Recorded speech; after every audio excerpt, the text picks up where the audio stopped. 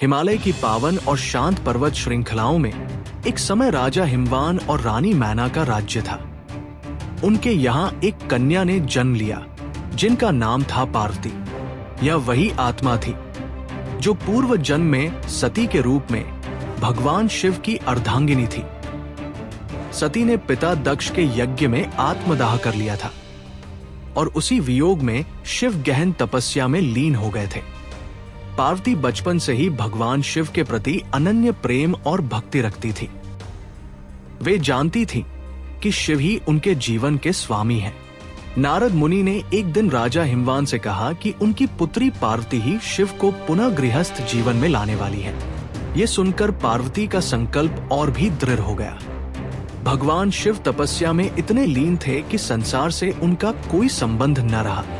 देवताओं को चिंता हुई क्योंकि एक भयानक असुर तारकासुर का वध केवल शिव पुत्र ही कर सकता था। तब देवताओं ने कामदेव को भेजा कि वे शिव के हृदय में प्रेम जागृत करें। लेकिन शिव ने क्रोधित होकर अपने तीसरे नेत्र से कामदेव को भस्म कर दिया।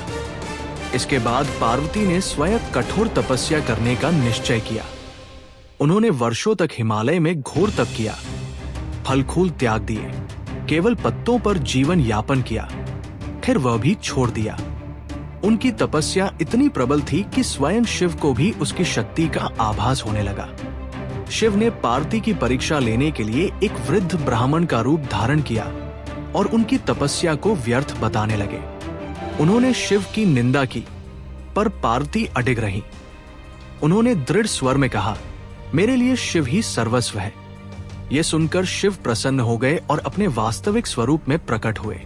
पार्वती की भक्ति, धैर्य और प्रेम से प्रसन्न होकर भगवान शिव ने उन्हें अपनी अर्धांगिनी के रूप में स्वीकार किया।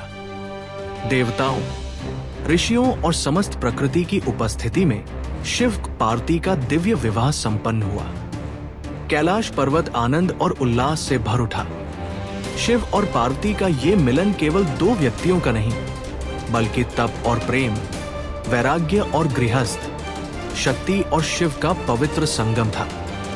ये कथा हमें सिखाती है कि सच्चा प्रेम त्याग, धैर्य और आस्था से ही पूर्ण होता है।